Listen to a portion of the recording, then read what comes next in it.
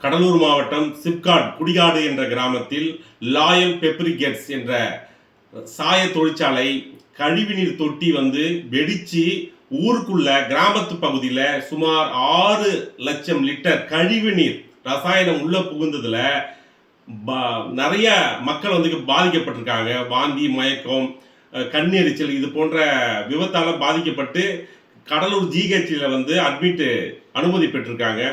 இது எதுக்கு? இது தொடர்ச்சியாக பார்த்தீங்கன்னா சிப்காட்டில் இது போல ஊழியருக்கான தகுந்த பாதுகாப்பு உறுதி செய்ய வேண்டும். தொழிற்சாலை செய்யறது இல்லை. இதால நிறைய விபத்து நேரிடுது.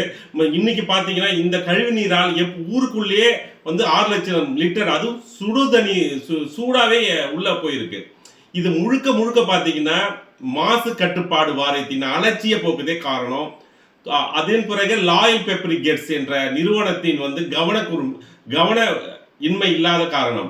தொடர்ச்சியாக ஊழியர்களுக்கான பாதுகாப்பை உறுதி செய்ய மாட்டாங்க. தொடர்ச்சியான விபத்துகள் ஏற்படுது. சிப்காட்ல நாளுக்கு நாள் அதிகரித்து கொண்டு இருக்குது. நம்ம தொடர்ச்சியா பார்த்துட்டு இருக்கோம்.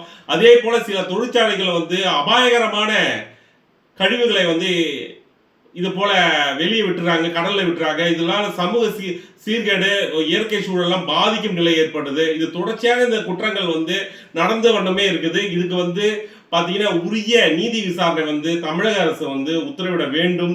அதே போன்று பாதிக்கப்பட்ட நபர்களுக்கு உரிய நிவாரணம் வழங்க வேண்டும். இது தொடர்ச்சியாக நம்ம தமிழ்நாடு சமூக சட்ட பாதுகாப்பு மற்றும் விழிப்புணர்வு சங்கத்தின் தமிழக அரசுக்கு இது வலியுறுத்துறோம். அவங்களுக்கான உரிய பாதுகாப்பு வேணும், நிவாரணம் வேண்டும். இது தொடர்ச்சியாக பாத்தீங்கன்னா அந்த ஊழியர்களுக்கான பாதுகாப்பு சூழலே இல்லாத நிலைதான் இருக்குது. லாயல் பெப்பர்ஸ் என்ற இந்த தொழிற்சாலை ரசாயன கழிவு நீர் 6 லட்சம், அதாவது சுடுநீர்ல நம்ம ஊர் கிராமப்புறங்கள்ல கிராமத்துல உள்ள புகுந்து இது போல விபத்து ஏற்பட்டிருக்கு. இதை தடுக்கணும்.